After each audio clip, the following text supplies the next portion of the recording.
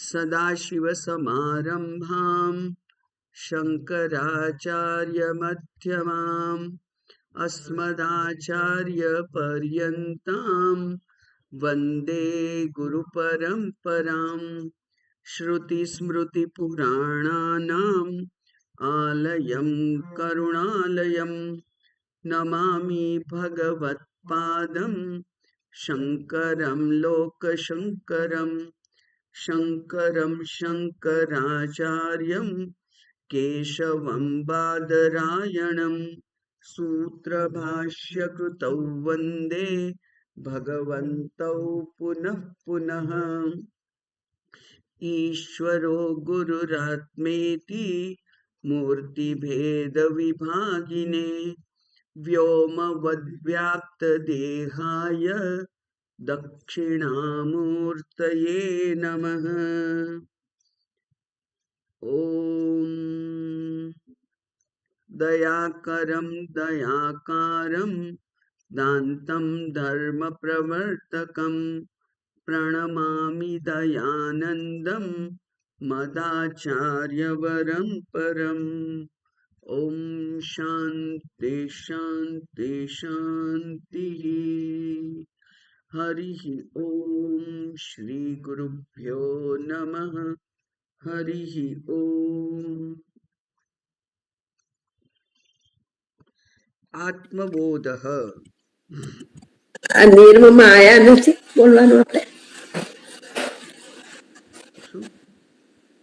આમાં તમે ગઈ વખત બોલ્યા હતા ને નિર્મમાં આયા વાળું પ્રશાંત આયા. સોરી. ઓમ નમઃ પ્रणवार्थाय शुद्ध ज्ञानैकमूर्तये निर्मलाय प्रशान्ताय दक्षिणामूर्तये नमः।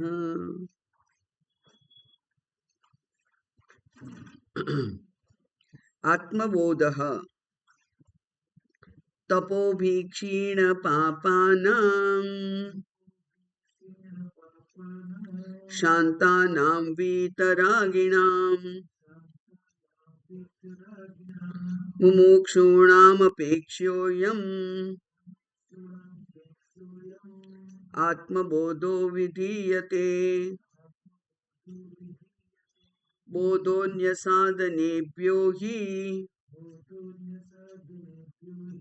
साक्षान्मोक्षैकसाधनम् पाकस्य वह्निवज्ञानं विना मोक्षो न सिद्ध्यति। अविरोधितया कर्म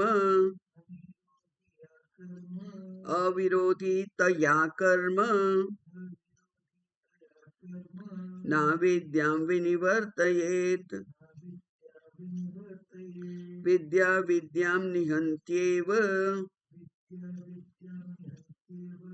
तेजस्तिमिरसङ्गवत् परिच्छिन्न इवाज्ञानात् तन्नाशे सति केवलः। स्वयं प्रकाशते ह्यात्मा मेघापायेषुमानिव। मेघापायेषुमानिव।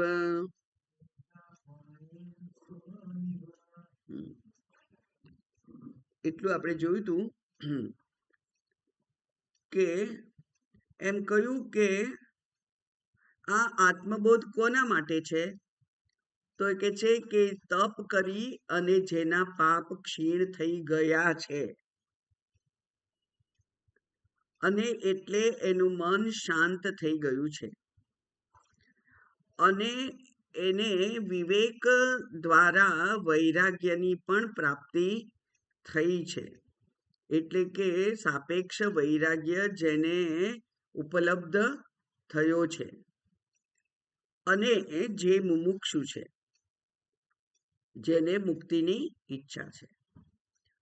હવે જો ઈચ્છા હોય, સંકલ્પ થયો હોય કે મારે મોક્ષ જોઈએ, મોક્ષો મે ભૂયાત, હે ભગવાન મને મોક્ષ પ્રાપ્ત થાય, એવી જો ઈચ્છા હોય તો આ જે કંઈ અધિકારીત્વના લક્ષણો કયા, એમાં જો આપણને આપણા સ્વયં ચકાસણી દ્વારા પોતાની પરીક્ષા કરી અને એમ લાગે કે મારી આમાં ન્યૂનતા છે, કંઈક ખૂટે છે, મને હજુ પૂરો વૈરાગ્ય હોય એવું લાગતું નથી, મને વિવેક ઉદ્ભવતો નથી, અને એટલે અનાત્મામાં પણ હું ઘસેડાઈ જઉં છું. મારું મન હજુ પણ સંકલ્પ વિકલ્પ કર્યા કરે છે, મારે આ જોઈએ છે, આ નથી જોઈતું, આ ગમે છે, આ નથી ગમતું, આ મારું છે, આ મારું નથી, એવા જે વિરોધો મનમાં ઊભા થાય છે એ જ અશાંત મનનું લક્ષણ છે. જો એમ થતું હોય તો એના ઉપર સાધકે પોતે કામ કરવું પડે, કારણ કે એ તો શાસ્ત્ર તો કહી અને મુક્ત થઈ જાય છે. હવે એ મારામાં છે કે નહીં, અને હજુ સુધી મને જ્ઞાન નથી થયું, હું બહુ પ્રયત્ન કરું છું, સંકલ્પ કરું છું, પણ નથી થયું, તો મારામાં જ કંઈક વાંક હોય, કારણ કે પ્રમાણ સંશય શક્ય જ નથી. બરાબર, પ્રમાણમાં તો વાંધો છે નહીં, પ્રમાણ પૂરતું છે. જેમ કે આપણી આંખો સતેજ હોય, 25 વર્ષના હોઈએ, સતેજ આંખ હોય, અને તો પછી આંખ જે કે એને આપણે સાચું માનીએ. પણ મોતિયો આવી ગયો હોય અને ત્યારે 2 ચંદ્રમાં દેખાય, તો આપણે એમ નથી માનતા કે 2 ચંદ્ર ઉગ્યા હશે આજે, કારણ કે આપણને ખબર છે કે આપણી આંખમાં ડિફેક્ટ છે. તો એ પ્રમાણને આપણે ઢંઢોળ્યું, પ્રમાણની પરીક્ષા કરી, તો અહીંયા તો શાસ્ત્ર પ્રમાણ છે, એના માટે મારી કોઈ પરીક્ષાની ત્યાં જરૂર જ નથી, કારણ કે એ તો અનેક મહાત્માઓ દ્વારા પુરવાર થઈ ગયેલું છે.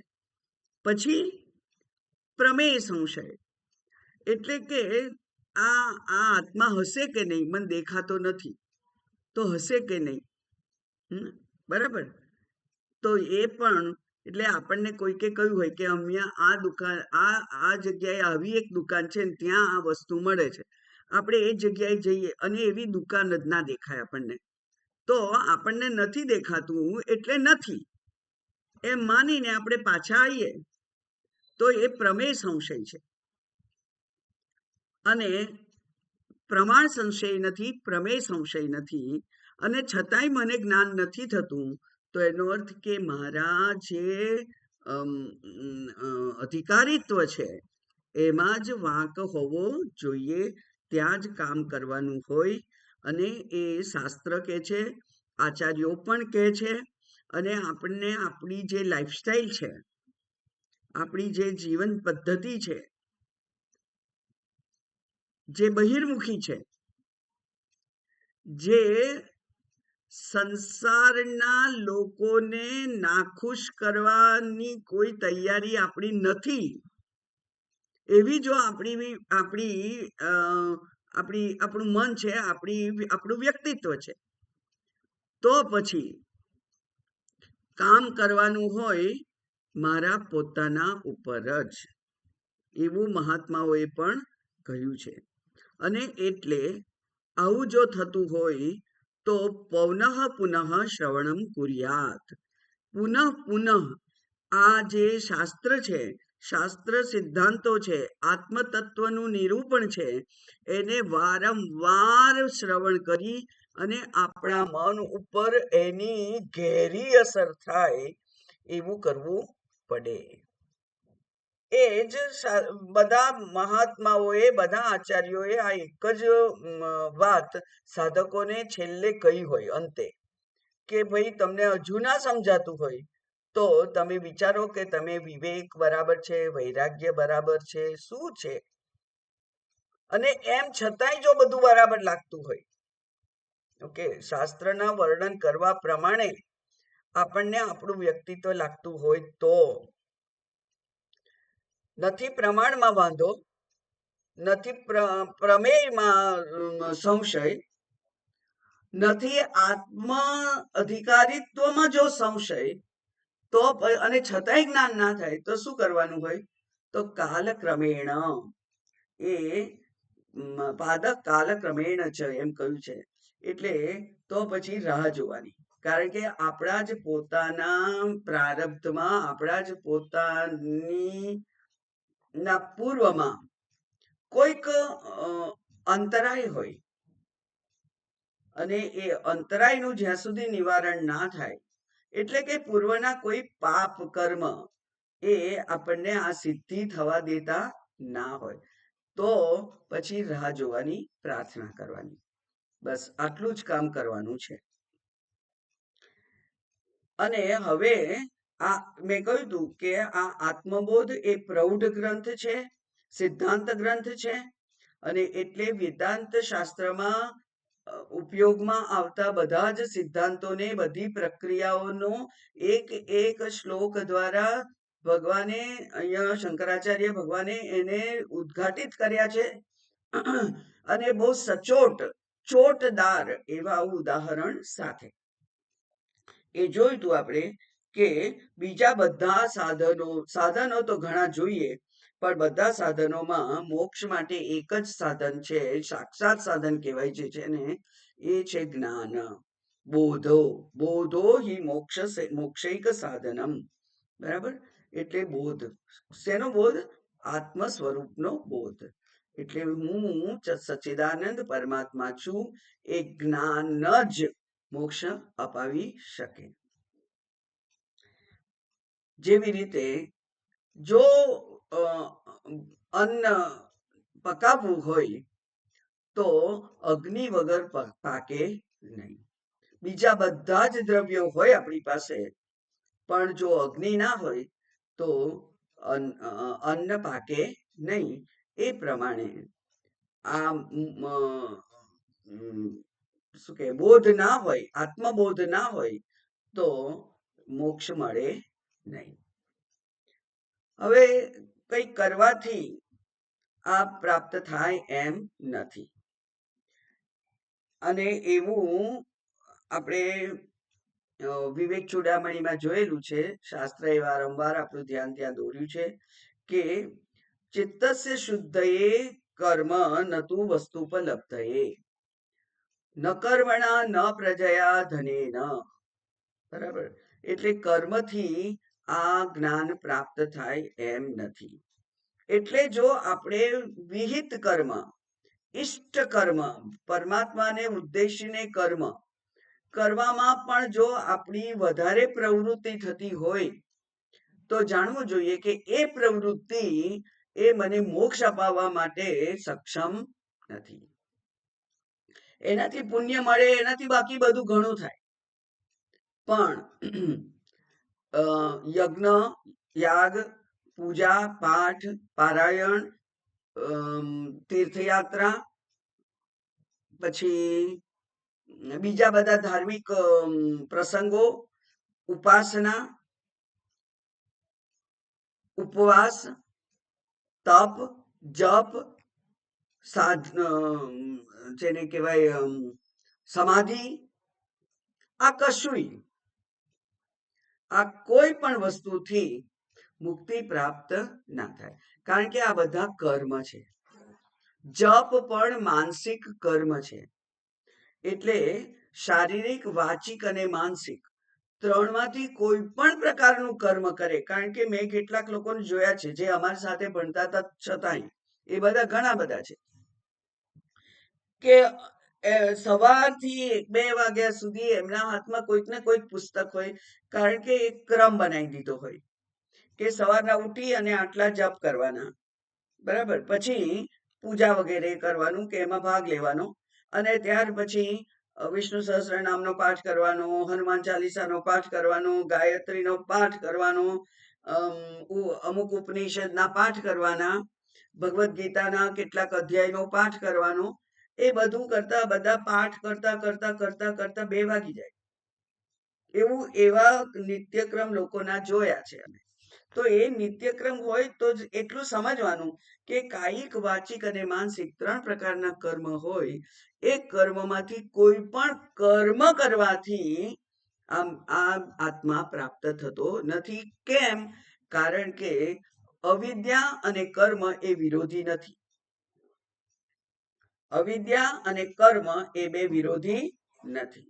અવિદ્યા એટલે અજ્ઞાન, અને અજ્ઞાન અને આ કર્મ એ બે વિરોધી નથી. એટલા માટે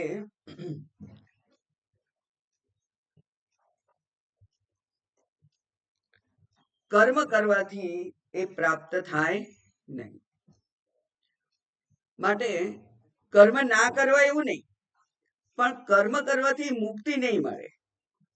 કર્મ કરવાથી પુણ્ય પ્રાપ્ત થાય, અને એ પુણ્ય આપણી મુક્તિના પ્રાર્થનામાં સહાયભૂત પણ થઈ શકે, પણ કર્મથી સીધી મુક્તિ નથી.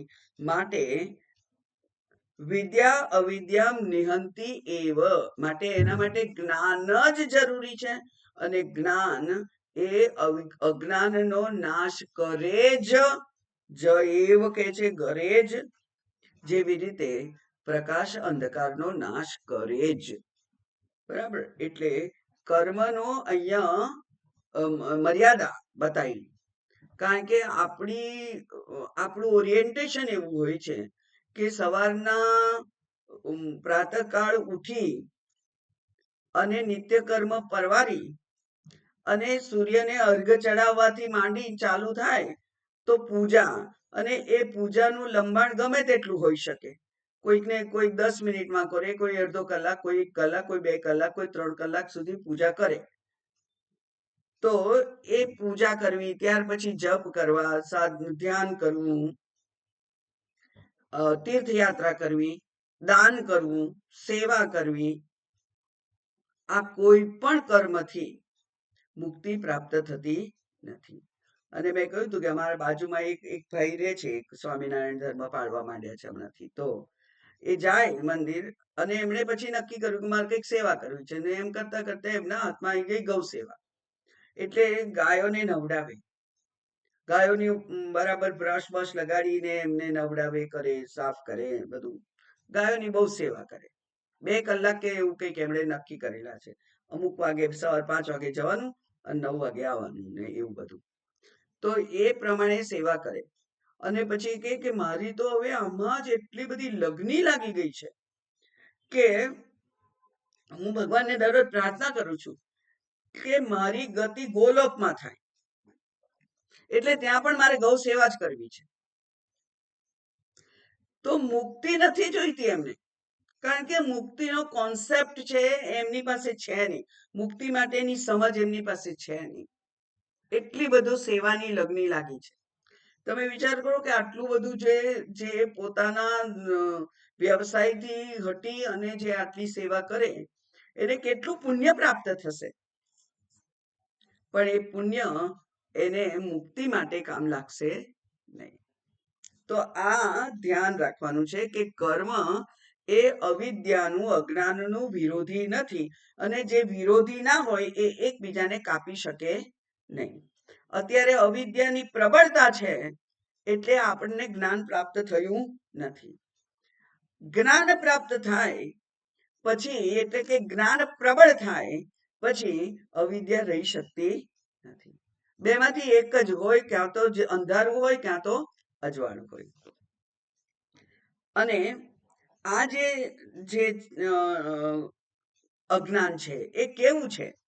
તો એ કે છે કે આ અજ્ઞાન છે એ મને શું બનાવે છે? પરિચ્છિન્ન ઈવ. ઈવ એટલે જાણે કે હું પરિચ્છિન્ન છું, મર્યાદિત છું. કેમ એવું કહ્યું ઈવ? કારણ કે હું તો આ જીવાત્મા એ જ પરમાત્મા છે. હું તો ચૈતન્ય સ્વરૂપ છું.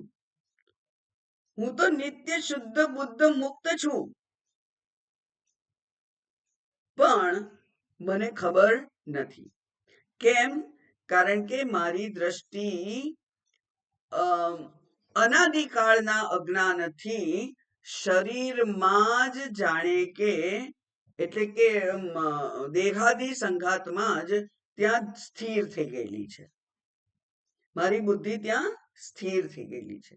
અને એ જે દેહાદી સંઘાત છે, દેહ છે, મન છે, બુદ્ધિ છે, જગત છે, આમાંનું કોઈ પણ વસ્તુ 100% પરફેક્ટ કરી શકો જ નહીં તમે.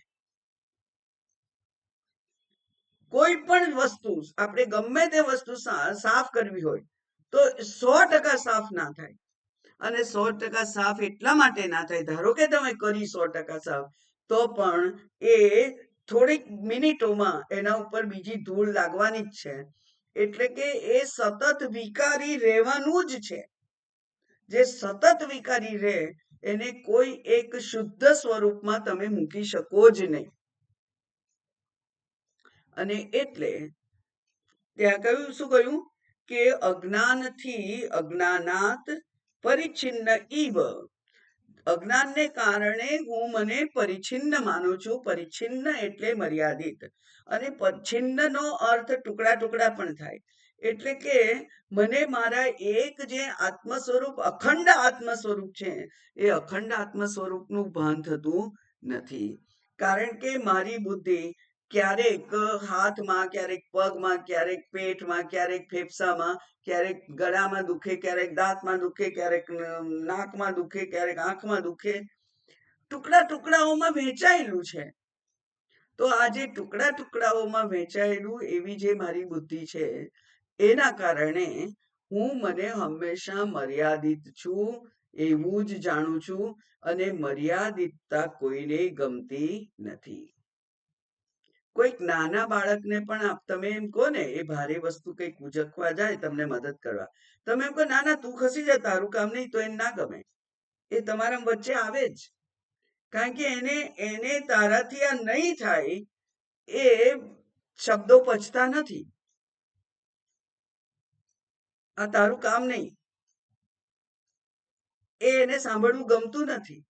અને આપણા સિવાય કોઈને પણ કે જવા દો, આ તમને સમજણ નહીં પડે, આ શ્લોક જવા દઉં છું, આગળ ચલાવીએ. તો તમને એમ થાય, અરે રે એવું તો શું હશે કે અમને સમજણ નહીં પડે. એવું ના, એટલે એ સહન થઈ શકતું નથી. મર્યાદા કોઈને ગમતી નથી, પચતી નથી. અમર્યાદિત થવું છે. અને એટલે અમર્યાદિત થવાની અપેક્ષાથી દરરોજ આપણને જુદા જુદા સંકલ્પો ઊભા થાય છે. હું આ દવા લઉં તો મને આમ થાય, હું આ થેરપી કરું તો મને આ સારું લાગશે, હું આ ખાવાનું આવું પેલું શું ઓર્ગેનિક વેજીટેબલ્સ ખાઉં તો મને સારું લાગશે, હું ખાલી ફળ ઉપર રહું તો મને સારું લાગશે, હું ખાલી લિક્વિડ ઉપર રહું તો મને સારું લાગશે. રોજ રોજ નવા અખતરા આપણે કરવાના હોય છે આપણા ઉપર. કારણ કે આપણે આપણી જાતને પૂર્ણ પરફેક્ટ જોવી છે. પરફેક્ટ થઈ શકે નહીં. એ સહન થતું નથી. અને એ સહન નથી થતું એટલે રોજ નવો સંકલ્પ થાય, રોજ નવી કંઈક ક્રિયા થાય, રોજ નવું કર્મ કરીએ, અને થોડુંક પરિણામ મળે, ખુશ થઈએ કે હા આ તો મને અસર કરી ગયું લાગે છે. અને હવે 10 દિવસ પગ ના દુખ્યા, પણ 11મે દિવસે દુખ્યો, હવે નવી દવા. એટલે આ પ્રયોગો સતત ચાલુ જ હોય છે. મર્યાદિતતા કોઈને ગમતી નથી. પૂર્ણ અમર્યાદિત તમારાથી થઈ શકાય નહીં દેહના સંદર્ભમાં. અને એટલે સતત કર્મ ચાલુ રહે છે. પણ જો આ પરિચ્છિન્ન હવે આ દેહાદી સંઘાત છે એ પૂર્ણ ના થઈ શકે, તો કઈ નહીં, જે પૂર્ણ ના થઈ શકે એના ઉપરથી આપણે દ્રષ્ટિ હટાવી લઈએ. અને જે ખરેખર પૂર્ણ જ છે એમ કે છે શાસ્ત્ર, એ આત્મતત્વ એ પણ અહીંયા જ છે. એ આત્મતત્વ ઉપર જો હું મારી દ્રષ્ટિ સ્થિર કરી દઉં તો એ તો પૂર્ણ છે. અને પૂર્ણને પૂર્ણ કરવા માટે કઈ કરવું ના પડે. એટલા માટે પેલો મંત્ર છે ને આપણો, પૂર્ણમદ પૂર્ણમિદમ પૂર્ણાત પૂર્ણમુદચ્યતે પૂર્ણસ્ય પૂર્ણમાદાય પૂર્ણમેવાવશિષ્યતે. બધું પૂર્ણ છે. આ પૂર્ણ છે, તે પૂર્ણ છે, બધું પૂર્ણ છે. પૂર્ણમાંથી પૂર્ણ કાઢી લઈએ તો પૂર્ણ જ રહે. આ જે શાંતિ મંત્ર કયો ઉપનિષદે, એ જ બતાવે છે કે આત્મા તો પૂર્ણ છે. ખાલી જે પૂર્ણ છે એને તમે જુઓ ને, તો એ તમને શાંતિ થાય. પણ અપૂર્ણતા જે છે એના ઉપરથી દ્રષ્ટિ ખસેડી લેવાથી એટલા માટે કહ્યું તન નાશે, એનો નાશ ના થાય, એનો બાધ થાય. તન નાશે એટલે નાશની વાત નથી કરતા અહીંયા. તન તત એટલે પરિચ્છિન્નતા. પરિચ્છિન્નતાનો નાશ થાય એટલે કે અજ્ઞાનનો નાશ થાય. તો રહે છે શું બાકી? કેવલઃ, જે કેવળ પરમાત્મા છે, જે કેવળ આત્મા છે એ જ બાકી રહે છે, જે અમર્યાદિત આત્મા છે એ જ બાકી રહે છે. એટલે પરિચ્છિન્ન ઇવ અજ્ઞાનાત, અજ્ઞાનને કારણે જાણે કે હું પરિચ્છિન્ન છું એવું મને લાગે છે, પણ શાસ્ત્ર ઉપર મને વધારે વિશ્વાસ હોવો જોઈએ મારા અનુભવ કરતા. એટલે શાસ્ત્ર કે છે તું પૂર્ણ છે, તો હું સમજી લઉં કે હું પૂર્ણ છું. અને હું પૂર્ણ છું તો પૂર્ણ તો આત્મતત્વ છે. એટલે મારી દ્રષ્ટિ જો આત્મતત્વ પર સ્થિર થાય તો પૂર્ણતાની મને અનુભૂતિ થાય. અને જ્યારે પૂર્ણતાની અનુભૂતિ થાય છે ત્યારે પછી કંઈ કરવા યોગ્ય રહેતું જ નથી, કંઈ બચતું જ નથી, કંઈ કરવું પડશે એવું લાગતું જ નથી. એટલે તન્નાશે સતી કેવલઃ, કારણ કે જે અદ્વિતીય પૂર્ણ છે એ અજ્ઞાનના નાશથી અપરિચ્છિન્નતાને આપણે જોઈ શકીએ છીએ.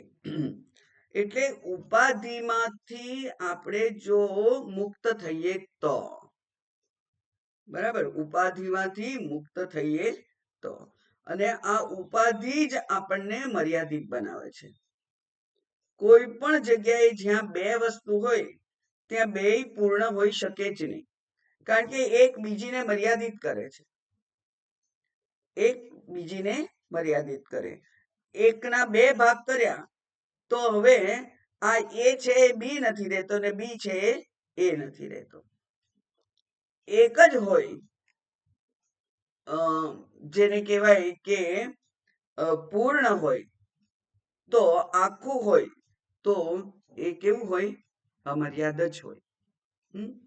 જેમ કે આકાશ, ઘટાકાશ આપણે જ્યારે ભાગ પાડ્યા ત્યારે પેલું મહાકાશ છે એનામાં જાણે કે એક નાનકડો ટુકડો બાજુમાં આપણે કાઢી લીધો, પણ એ તો દિવાલો તોડી નાખો, આકાશ જ છે. અથવા દિવાલ નથી એવી કલ્પના કરી લો, દિવાલ જ નથી, તો પણ પૂર્ણતા એટલે કે અપરિચ્છિન્નતાનો અનુભવ થાય. માટે આ અદ્વિતીય આત્મા એક જ પૂર્ણ છે, એ જ અપરિચ્છિન્ન છે.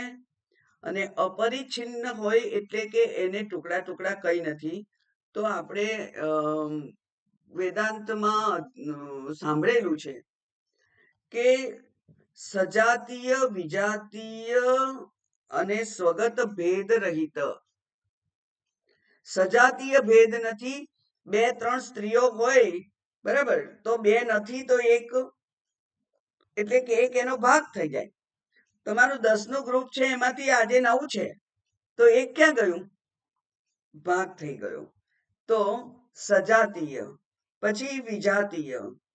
આ તમારા ગ્રુપમાં બે ભાઈઓ પણ હોય છે તો ત્યાં વિજાતીય થયું. અને સ્વગત ભેદ રહિત. સ્વગત ભેદ એટલે જેવી રીતે વૃક્ષ છે પણ એને થડ છે, ડાળીઓ છે, હજી નાની ડાળીઓ છે, કૂંપળો છે, ફૂલ છે, ફળ છે, આ બધા એના અંગો છે. તો સજાતીય, વિજાતીય, સ્વગત ભેદ રહિત હોય, એ જ એક હોય, અને એ જ એક હોય, એ જ પૂર્ણ હોય. આત્માને તો કોઈ અંગ નથી, કોઈ ભાગ નથી, એટલે કેવું છે? એક છે.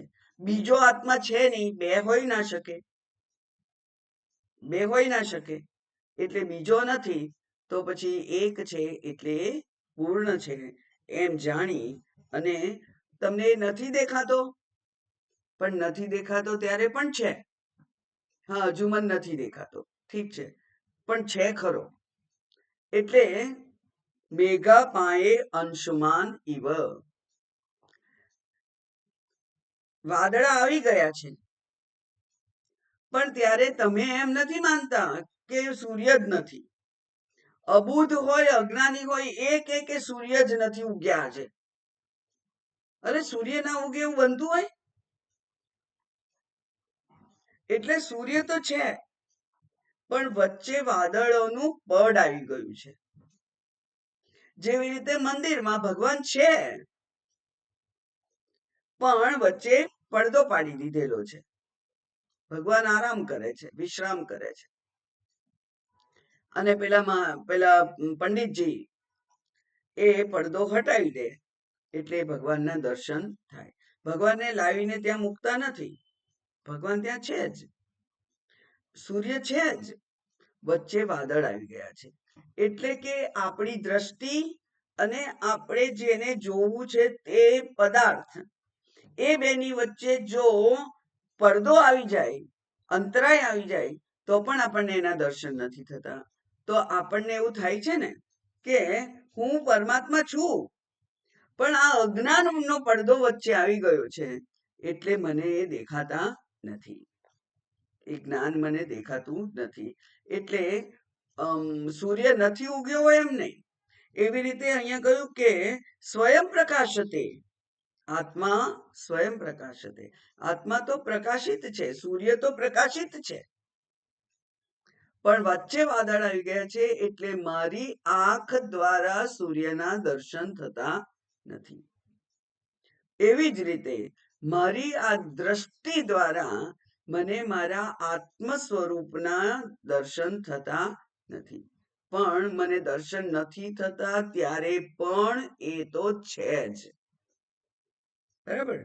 એટલે અહીંયા પરિચ્છિન્ન અને અપરિચ્છિન્ન એમ બે વિભાગ કર્યા. જીવ જે છે, એટલે કે આ શરીરાદી સંઘાત છે, એ પરિચ્છિન્ન છે. ઉપાધિ હંમેશા પરિચ્છિન્ન જ હોય, અને ઉપાધિ ધારણ કરવી એ મારી આદત થઈ ગઈ છે. મેં જેને સાંભળેલું બિચારા બહુ દુઃખી હતા. એ કે છે કે મારે રોજ ઓફિસમાં જવાનું, પણ મારું કોઈ ટેબલ નહીં, મારું કોઈ કામ નહીં, મારું કોઈ પદ નહીં, પગાર મળે. એ માણસ દુઃખી હોય.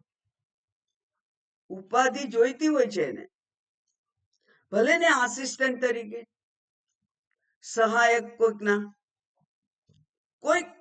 કોઈક નાનામાં નાની જવાબદારી. બધા લેટર્સ લખ્યા, હવે બધા પોસ્ટ થયા કે નહીં, બસ એટલું જ જોવાની જવાબદારી. પણ જવાબદારી તો છે ત્યાં, તમને કોઈ જવાબદારી ના. અને ઘણી બહેનોને એવું થાય છે કે કોઈકના ઘરે જાય, એ કે ના ના તમે ના કરશો, રવા દો હું કરી લઈશ, તમે રવા દો હું કરી લઈશ. તમને કશું જ ના કરવા દે.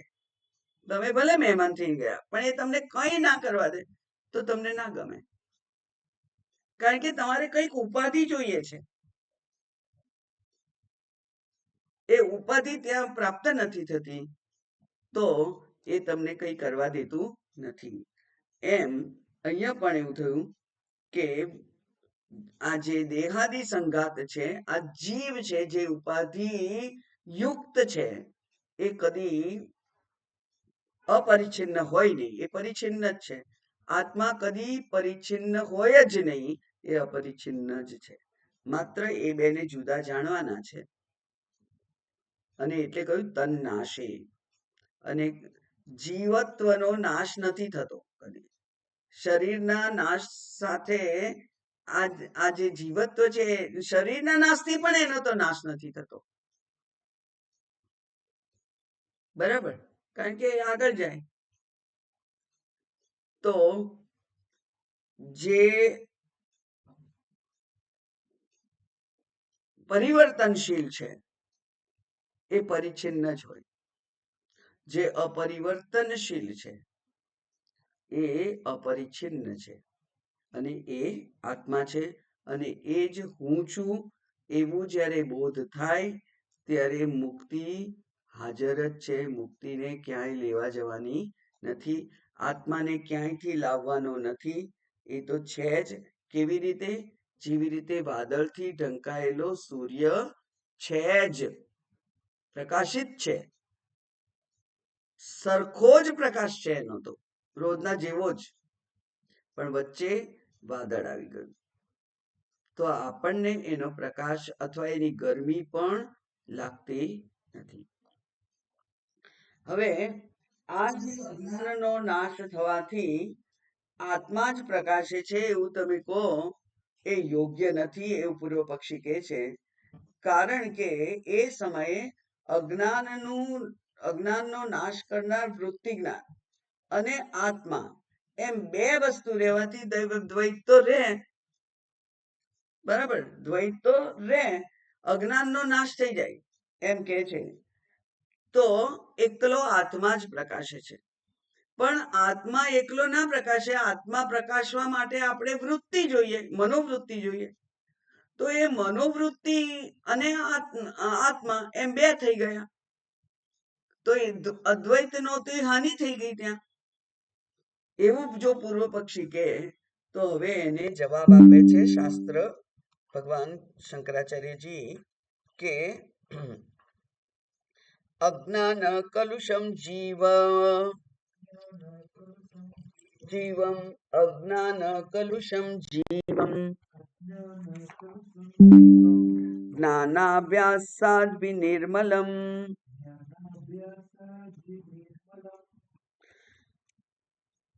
કૃત્વા જ્ઞાનમ સ્વયં નશ્યેત.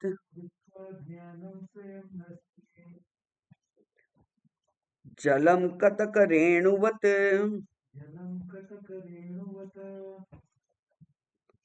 જીવમ અજ્ઞાન કલુષમ. આ જીવન છે, જે જીવન એટલે કે આ દેહાદી સંઘાત વાળો હું, જીવ, અને પ્રાણ ધારણે જીવમ એવી એની વ્યાખ્યા છે.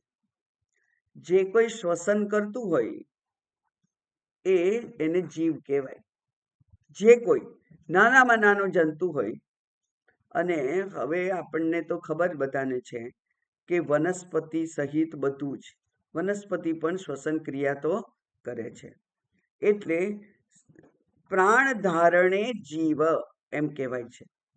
તો આ જીવની વ્યાખ્યા છે. બીજી જીવની વ્યાખ્યા શું છે? તો કે છે કે ચૈતન્યમ યદ અધિષ્ઠાનમ લિંગ દેહશ્ચ યત પુનઃ ચિચ્છાયા લિંગ દેહસ્થા તત્સંગો જીવ ઉચ્યતે. જીવ કોને કહેવાય?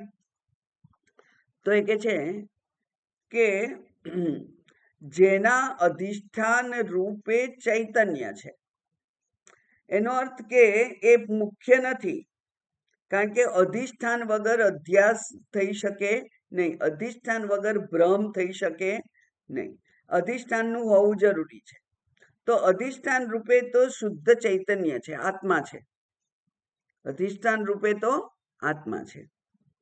ચૈતન્યમ જેનું અધિષ્ઠાન છે તે, અને જે જીવ એને કહેવાય જેને સૂક્ષ્મ શરીર હોય, જેને સૂક્ષ્મ શરીર હોય.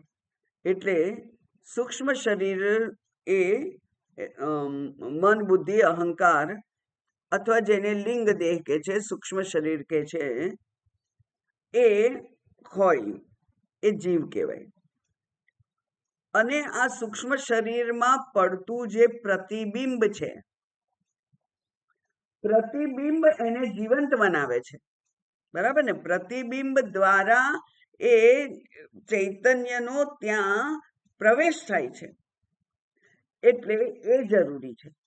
ખાલી ચૈતન્ય હોવું જ માત્ર જરૂરી નથી, પણ ચૈતન્યને પણ અંદર પણ એનું પ્રતિબિંબ રૂપે પણ એ હોવું જોઈએ. તો લિંગ દેહને આપણે કહીએ કે રિફ્લેક્ટિંગ મીડિયમ, બરાબર? એટલે બિંબ શુદ્ધ આત્મા, પછી એનું પ્રતિબિંબ એટલે રિફ્લેક્શન, અને રિફ્લેક્શન તો જ પડે જો રિફ્લેક્ટિંગ મીડિયમ હોય, અરીસો હોય, બરાબર. તો રિફ્લેક્ટિંગ મીડિયમ, રિફ્લેક્શન અને જેનું રિફ્લેક્શન પડે છે તે મૂળ પદાર્થ, જે મૂળ આત્મા, આ ત્રણનું જે તે ભેગું થાય ત્યારે એને જીવ કહેવાય છે, બરાબર. એટલે પેલું જે મૃતદેહ હોય એમાંથી અરીસો નાશ પામેલો છે, જતો રહેલો છે, તો એને જીવ કહેવાતો નથી. એટલે આપણે કહીએ છીએ જીવ જતો રહ્યો છે. જીવ જતો રહ્યો છે કારણ કે રિફ્લેક્ટિંગ મીડિયમ છે એ ત્યાંથી હટી ગયું છે. તો આ જે જીવનું તત્વ જાણવાથી જીવત્વનો ભ્રમ દૂર થાય. તો આ જીવની વ્યાખ્યા કરીએ આપણે. પ્રાણ ધારણે જીવ અથવા રિફ્લેક્ટિંગ મીડિયમ અને રિફ્લેક્શન અને બિંબ, એ ત્રણ મળી અને જે એક સંઘાત થયો એને જીવ કહેવામાં આવે છે. આ જીવ એમાં અજ્ઞાન છે. એ અજ્ઞાન શું છે? તો કે છે તો ભ્રમ છે. અજ્ઞાન તો ભ્રમ છે, ખરેખર અજ્ઞાન છે નહીં. અને જે ભ્રમ હોય ને એને દૂર કરવા માટે બહુ પ્રબળ એવું પ્રમાણ જોઈએ અને પ્રબળ મન જોઈએ, અથવા પ્રબળ શરણાગતિ જોઈએ. પ્રબળ શરણાગતિ એવું હોય તો જ અજ્ઞાન જાય. તો આ સ્વ સ્વરૂપનું અજ્ઞાન છે. એટલે અહમ પૂર્ણ બ્રહ્મ એને આપણે તાત્વિક રૂપે નથી જાણતા. એટલે અહમ શરીર, અહમ મન, અહમ બુદ્ધિ, અહમ મર્ત્ય, અહમ કર્તા, અહમ ભોગતા, એમ અહમને અનેક ઉપાધિઓથી મઢી દઈએ છીએ. એટલી બધી ઉપાધિઓ આપણે ધારણ કરી લીધેલી છે, એટલા બધા મૂર્ખાઓ આપણે ધારણ કરી લીધેલા છે કે એક એક એક એક ઉતારતા જતા જતા જતા એનો અંત જ આવતો નથી. થાકી જઈએ છીએ ઉતારતા ઉતારતા. અને તોય અંતે રહી શું જાય છે? આ શરીર. આ શરીરને મારે સ્વસ્થ રાખવું છે, બસ એ ઉપાધિ તો રહી જાય છે. કારણ કે શરીરમાં મમત્વ છે. જેમ મારો દીકરો સ્વસ્થ રહેવો જોઈએ, સુખી રહેવો જોઈએ, એમ મારું શરીર સ્વસ્થ રહેવું જોઈએ, સુખી રહેવું જોઈએ. પણ ના દીકરો તમારા કહેવાથી સ્વસ્થ સુખી રહી શકે, ના તમારું શરીર તમારા કહેવાથી સુખી અને સ્વસ્થ રહી શકે. જ્યાં તમારું કોઈ ડાપણ ચાલતું જ નથી, જ્યાં તમારો કોઈ સંકલ્પ પૂર્ણ થતો જ નથી, ત્યાં સંકલ્પ કરવાની કુટેવ તમને કેમ પડી ગઈ છે?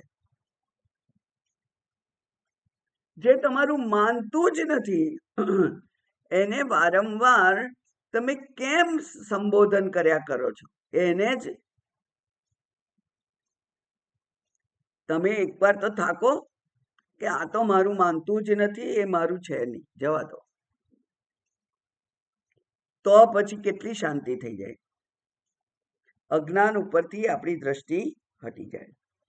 એટલે જ્યારે આપણે સંશોધન કરીએ છીએ, જ્યારે આપણે શોધન એટલે જ્યારે આપણે એના વિશે વિચાર કરીએ છીએ, ત્યારે ખબર પડે છે કે આ જીવ તો છે જ નહીં, એ જીવનું તત્વ તો બ્રહ્મ જ છે. આમ હુંના તત્વને જાણવાથી, એટલે કે અહીંયા શું કરવું પડે? અન્વય અને વ્યતિરેક. જે નથી તેનો નિષેધ કરવાનો, એને દૂર કરવાનું, અને જે છે એનો સમાવેશ કરવાનો. આ પહેલા વ્યતિરેક કરવાનો અને પછી અન્વય કરવાનો. તો એ રીતે એ પ્રક્રિયા દ્વારા તમે જાણી શકો કે હું આ જીવ નથી, હું શરીરાદિ સંઘાત નથી, હું પરિચ્છિન્ન નથી, હું ઉપાધિયુક્ત નથી, હું અજ્ઞાનયુક્ત નથી, હું મારો ક્યારેય અભાવ નથી, એવું જાણી શકો. અને એટલે અહમ બ્રહ્મ એ જ્ઞાન એ અહમ જીવ એને દૂર કરે. એટલે શરીરના તાદાત્મ્યથી મુક્તિ થાય. પણ જે મમ છે એને પણ પછી તમારે છોડવું પડે. એટલે બીજી રીતે વિચાર કરીએ તો જીવ, જગત અને ઈશ્વર છે. ત્રણ વસ્તુ છે બ્રહ્માંડમાં: જીવ છે, જગત છે અને ઈશ્વર છે. ઈશ્વર દ્વારા રચિતા જગત છે અને એ જગત રચ્યું ભગવાને કેમ? અનંત વસ્તુઓ બનાવી, અનંત પદાર્થો બનાવ્યા. કારણ કે દરેક જીવના કર્મ જુદા જુદા છે. દરેક જીવને પોતાના કર્મ અનુસાર ભોગ પ્રાપ્તિ થાય. એટલે એટલે ઉત્કૃષ્ટથી માંડી અને નિકૃષ્ટ પ્રકારની પદાર્થો, વસ્તુઓ, પરિસ્થિતિઓ જીવ જગતમાં હોવી જોઈએ કે જેથી ઉત્કૃષ્ટ પુણ્યશાળી અને નિકૃષ્ટ પાપવાન એવા બધા જીવોને પોતપોતાને યોગ્ય ભોગ મળી રહે. એટલે જીવોની જે કક્ષા છે, કેટેગરીઝ છે, એ પણ અનંત છે. અને એ અનંત કેટેગરીને સર્વ કરવા માટે, એની સેવા કરવા માટે ભગવાને અનંત પ્રકારના પદાર્થો પણ બનાવ્યા છે. એટલે આ ભોગોને ભોગવવા માટે જગત છે. ભોગ છે એટલે જીવ છે, ભોગોને ભોગવવા માટે જગત છે. જગત ઈશ્વરે બનાવ્યું છે. પણ ખરેખર તો એકમેવ અદ્વિતીય બ્રહ્મ એવું શાસ્ત્ર કે છે કે બધું બ્રહ્મ જ છે, એક જ છે, અદ્વિતીય છે, ત્રીજું કઈ છે જ નહીં. તો જીવ, જગત અને ઈશ્વર ત્રણ નથી, એક જ છે, ઈશ્વર જ છે, બીજું કઈ છે નહીં. એટલે નેહ નાનાસ્તિ કિંચન, શાસ્ત્ર કે છે કઈ અનેક તો છે નહીં. માટે શું કરવું પડે કે આ નિષેધ કરતા જવું પડે કે સર્વમ ખલુ ઇદમ બ્રહ્મ જ્યારે કહ્યું ત્યારે જગતનો નિષેધ થઈ જાય. જગતના પદાર્થોના જુદા જુદા નામ આકાર રહેતા નથી, મિથ્યા થઈ જાય છે. એકમેવ અદ્વિતીય. બરાબર? એક જ લોટ બાંધ્યો હોય, કોઈકને પૂરી ખાવી હોય, કોઈકને રોટલી ખાવી હોય, કોઈને પરોઠું ખાવું હોય, કોઈકને કંસાર ખાવો હોય, કોઈને શીરો ખાવો હોય. એક જ લોટમાંથી બધું બને. નામ રૂપ જૂજવા અંતે તો હેમનું હેમ હોય. એટલે ત્યાં હેમ જ છે, માત્ર બ્રહ્મ છે. અને આ હું તો છું નહીં, કારણ કે આ જે શરીર છે એ તો નાશવંત છે, ઉપાધિ નાશવંત છે, પ્રત્યેક ક્ષણે બદલાનાર છે. અને જે પ્રત્યેક ક્ષણે બદલાતું હોય, જે નાશવંત હોય, એ ના બરાબર જ છે. પેલા રજ્જુ ઉપરનો સર્પ ભૂરો દેખાય, કાળો દેખાય, લીલો દેખાય, ટપકાવાળો દેખાય, ચળકતો દેખાય, ગમે તેવો દેખાય, એનો કોઈ હેતુ જ નથી એ જાણવાનો, કારણ કે એ તો છે જ નહીં. આ તો હું તો છું જ નહીં. એટલે નથી જીવ અને નથી જગત, તો કોણ રહ્યું? માત્ર ઈશ્વર રહ્યા, માત્ર બ્રહ્મ છે. આ તત્વ સ્વરૂપ અનુભવાત. જ્ઞાન માટે અનુભવ શબ્દ સામાન્ય રીતે આપણે નથી વાપરતા, કારણ કે એની સામે થોડીક ચેતવણી આપેલી છે. જેવી રીતે મને બરફ પડે બહાર અને મને ઠંડીનો અનુભવ થાય અને હું બ્લેન્કેટ ઓઢી લઉં તો મને હૂંફનો અનુભવ થાય. એવો જે અનુભવ આપણે જાણીએ છીએ, એવી રીતે આત્માનો અનુભવ થતો નથી. એટલે અનુભવ શબ્દ ચેતીને વાપરવાનો. પણ જેને કહેવાય સ્વસંવેદ્ય છે આત્મા તત્વ. પોતાની જાતે એની સંવેદના ઊભી ના થાય ત્યાં સુધી આત્મા તત્વ ખબર પડે નહીં. દુઃખ કોઈને ખબર પડે? મારું દુઃખ કેવું છે તમને ખબર પડે? દુઃખ હંમેશા સ્વસંવેદ્ય છે, બીજાને ના ખબર પડે. કોઈનો તમે વર્ણન કરો, આંખમાં આંસુ લાવીને વર્ણન કરો ને તો એ થોડીક વાર માટે કદાચ સમજી શકે, પણ એને અનુભવ ના થાય કે કેવા કક્ષાનું દુઃખ હશે. સામાન્ય દુઃખ છે કે બહુ ઘટ છે કે અસહ્ય છે એવી ના ખબર પડે કોઈને પણ. કારણ કે સુખ દુઃખ આનંદ પ્રેમ વગેરે બધું સ્વસંવેદ્ય છે. એવી જ રીતે આત્મતત્વ પણ સ્વસંવેદ્ય છે. અહમ બ્રહ્મ એ મને જ ખબર પડે, એને જ અનુભવ કયો છે. અને એટલે બ્રહ્મસૂત્રમાં ભાષ્યકારે એના માટે ચર્ચા થઈ ત્યારે એમ કહ્યું છે કે જ્ઞાન કેવું હોવું જોઈએ, તો કે છે અનુભવ પર્યંતમ જ્ઞાનમ. અનુભવ પર્યંતમ, અંતે અનુભવ થવો જોઈએ કે અહમ બ્રહ્મ, તો જ એને જ્ઞાન કહેવાય, નહીં તો માહિતી કહેવાય. અનુભવ પર્યંતમ જ્ઞાનમ, બરાબર. તો અનુભવ એટલે સંવેદના, એટલે કે મને સમજાયું છે કે અહમ બ્રહ્મ એટલે કે સર્વ મર્યાદાઓથી હવે હું મુક્ત થઈ ગયો છું. સર્વ ઉપાધિઓમાંથી હું મુક્ત થઈ ગયો છું. હું ગમે તે કર્મ કરે રાખું તો પણ એ કર્મથી હું લેપાતો નથી. ન કરોતી ન કારયતી, ભગવાનને આત્મા માટે કહ્યું ને, ન કરોતી, કુછ એ કશું કરતો પણ નથી અને કંઈ કરાવતો પણ નથી. ડ્રાઈવર રાખીને પણ ગાડી નથી ચલાવતો, એ જાતે નથી ચલાવતો, ડ્રાઈવર રાખીને નથી ચલાવતો, એવો એ પરમાત્મા છે. તો એ પરમાત્મા એટલે એ જ હું છું. આ છે ને, આ જે આત્માના લક્ષણો છે ને, એ બહુ એને વારંવાર બુદ્ધિ સામે લાવવા બહુ જરૂરી છે. કારણ કે અંતે તમારે પાછું બોલવાનું કે એ હું છું. અકર્તા છે, અભોક્તા છે, એ હું છું. સુખ દુઃખથી નિરપેક્ષ છે, સુખે નથી થતું દુઃખે નથી થતું, એ હું છું. ઉપાધિઓથી જે મુક્ત છે, મારે પણ કોઈ ઉપાધિ નથી.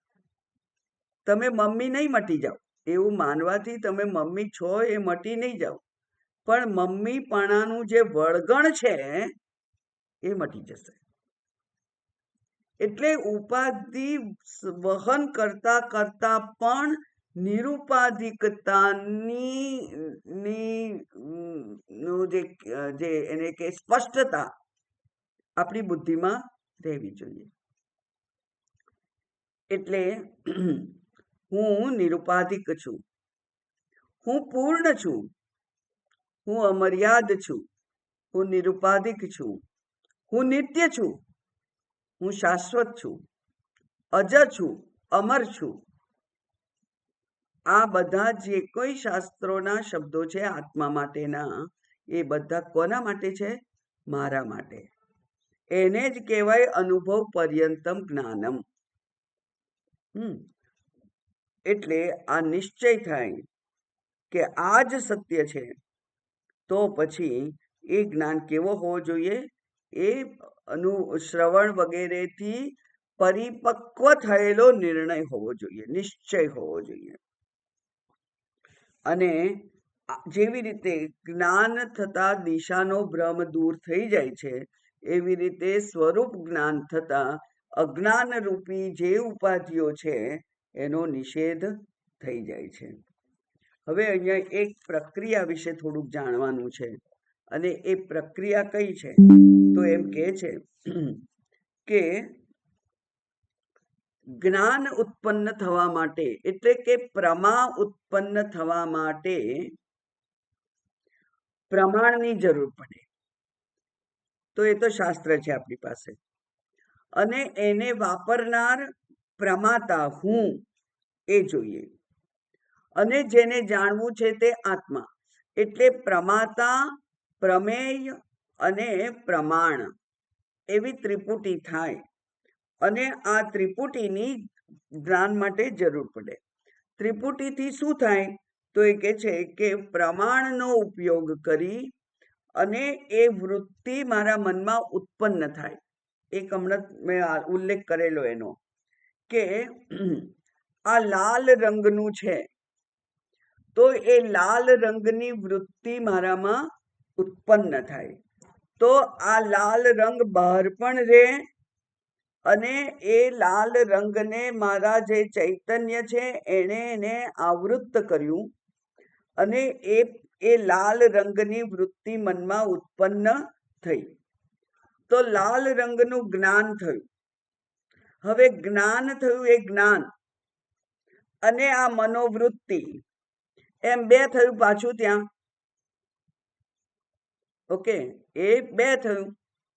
તો એ કે છે કે ના ના એવું નથી, વૃત્તિ તો ક્ષણિક છે એટલે વૃત્તિનો તો નાશ થઈ જાય તરત જ. પોતાનું કામ કરી અને વૃત્તિ તો નાશ થઈ જાય છે.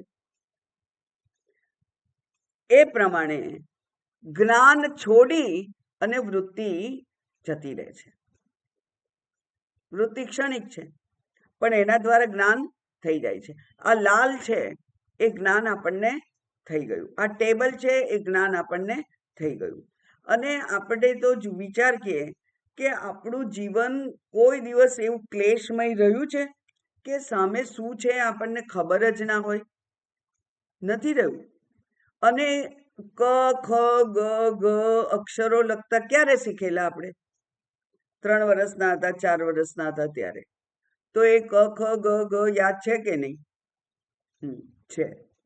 તો ક ની મનોવૃત્તિ હોય છે? હવે મનોવૃત્તિ રહી છે? આમ કરીને પછી વચ્ચે આડી લીટી કરીએ એટલે ક થાય એવી વૃત્તિ રહી છે? હવે વૃત્તિ નથી રહી પણ ક નું જ્ઞાન થઈ ગયું છે. આ આવી રીતે જે લખેલું હોય એને ખ કહેવાય. એ પહેલી વાર જ્યારે કહ્યું હશે શિક્ષકે આપણા ત્યારે એમ ખ ની મનોવૃત્તિ ઉત્પન્ન થઈ ગયેલી, ખ આકારની વૃત્તિ ઉત્પન્ન થયેલી અને એ ખ આકારની વૃત્તિ જતી રહી પણ ખ નું જ્ઞાન રહ્યું. બરાબર? એમ વૃત્તિ જતી રહે છે અને જ્ઞાન રહે છે. એવી જ રીતે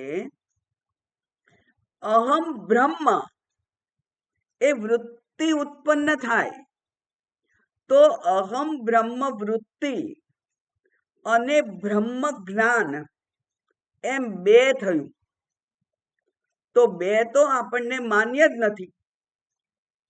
એકમેવ અદ્વિતીયમ, એકલું જ્ઞાન જ રહેવું જોઈએ. તો શાસ્ત્ર કહે છે કે હા એકલું જ્ઞાન રહેશે, ચિંતા ના કરશો. વૃત્તિ દ્વારા જ્ઞાન થાય પણ વૃત્તિ તો ક્ષણિક છે એટલે એ જતી રહે અને જ્ઞાનને મૂકીને જાય. તો આ જે જ્ઞાન વૃત્તિ છે એ ઘટાકાર વૃત્તિ હોય કે પટાકાર વૃત્તિ હોય કે લાલાકાર વૃત્તિ હોય કે પુષ્પાકાર વૃત્તિ હોય, એ વૃત્તિ ઉત્પન્ન થાય છે. તે પદાર્થનું જ્ઞાન એ કરાવે છે અને પછી વૃત્તિ નાશ પામી જાય છે. એનું અસ્તિત્વ જ રહેતું નથી અને જ્ઞાન કાયમ રહે છે. એમ આ બ્રહ્માકાર વૃત્તિ છે એની પણ એવું સામર્થ્ય છે કે એ કેવી છે? તો એ કે છે કે વૃત્તિ. હવે આ બ્રહ્માકાર વૃત્તિ કહો કે લાલાકાર વૃત્તિ કહો કે પુષ્પાકાર વૃત્તિ કહો, તો વૃત્તિ તો મનની પેદાશ છે. મન અનાત્મા છે, મન જડ છે એટલે વૃત્તિ પણ જડ હોય. મન જડ છે તો વૃત્તિ પણ જડ હોય. જડમાં કોઈ સામર્થ્ય ના હોય. જડ વસ્તુમાં શું સામર્થ્ય છે? જડ વસ્તુમાં કોઈ સામર્થ્ય ના હોય. પણ જડને ચેતનનો સંગ છે. અહીંયા ચૈતન્યનો સંગ છે એટલે ચૈતન્યના સંગથી ચેતન બનેલી જે વૃત્તિ છે એનામાં એ સામર્થ્ય આવે છે. વિશેષ સામર્થ્ય છે એની પાસે, કારણ કે એને ચેતનનો સંગ છે. અને એટલે અવિદ્યાનું કાર્ય હોવા છતાં પણ એ સમસ્ત અનાત્માકાર વૃત્તિને નાશ કરવા માટે એ સક્ષમ છે. આ શું છે એનું જો તમને ખબર ના હોય તો ત્યારે અજ્ઞાન છે. હવે મેં કહ્યું કે આ તો ચશ્માનું કેસ છે. અને તમને એ ચશ્માના કેસ આકાર વૃત્તિ ઉત્પન્ન થઈ ગઈ. તો વૃત્તિ ઉત્પન્ન થઈ એટલે આનું જ્ઞાન થયું, અને જ્ઞાન થયું એટલે અજ્ઞાનનો નાશ થયો. બસ અજ્ઞાનનો નાશ થઈ જવા માટે આટલી જ પ્રક્રિયા છે. તો એ પ્રક્રિયા પ્રમાણે બ્રહ્માકાર વૃત્તિ કે જે અજ્ઞાનનું કાર્ય છે, અજ્ઞાન એટલે મનનું કાર્ય છે, બરાબર ને? અજ્ઞાન એટલે મન, અજ્ઞાન એટલે આખું દેહાદી સંઘાત, અજ્ઞાન એટલે સમગ્ર જગત. સમગ્ર એ જગતનું મનનું અનાત્માનું કાર્ય હોવા છતાં પણ એનામાં ચેતનતા એટલી છે, એનામાં સક્ષમતા છે વૃત્તિમાં, અને એટલે એ વૃત્તિ અજ્ઞાનનો નાશ કરવા માટે સક્ષમ છે. એ પછી ઘટ હોય કે ચશ્મા હોય કે બ્રહ્મ હોય, વૃત્તિ ઉત્પન્ન થવી જોઈએ. અને વૃત્તિ ઉત્પન્ન થવા માટે એકાગ્રની જરૂર છે. ખબર છે ને આપણને કે રસ્તામાં જતા આપણે આટલું મોટું બોર્ડ મારેલું તમે ના જોયું? ના જોયું, કારણ કે તે તરફ આપણું લક્ષ્ય નહોતું, મન ત્યાં નહોતું. એટલે એટલું મોટું બોર્ડ મારેલું પણ આપણે જોયું નહીં. તો આ વૃત્તિ ઉત્પન્ન થવા માટે મન અને એ પદાર્થ એ બેનો સંયોગ થવો જોઈએ. માત્ર ચક્ષુરેન્દ્રિયનો સંયોગ ના ચાલે, શ્રવણેન્દ્રિયનો ના ચાલે, મનનો અને પદાર્થનો સંયોગ થવો જોઈએ. તો તે પદાર્થનું એને જ્ઞાન થાય, અને તે પદાર્થનું જ્ઞાન તેના અજ્ઞાનનો નાશ કરે, કારણ કે જ્ઞાન અજ્ઞાનનો નાશ કરવા માટે સમર્થ છે. બરાબર? એટલે આ અહીંયા કે કહ્યું કે અજ્ઞાન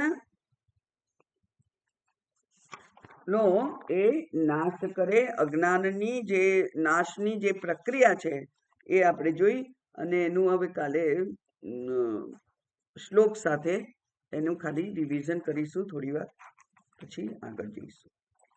ઓમ પૂર્ણમદ પૂર્ણમિદમ પૂર્ણાત પૂર્ણમુદચ્યતે પૂર્ણસ્ય પૂર્ણમાદાય પૂર્ણમેવાવશિષ્યતે. ઓમ શાંતિ શાંતિ શાંતિ. હરિ ઓમ. શ્રી ગુરુભ્યો નમઃ. હરિ ઓમ.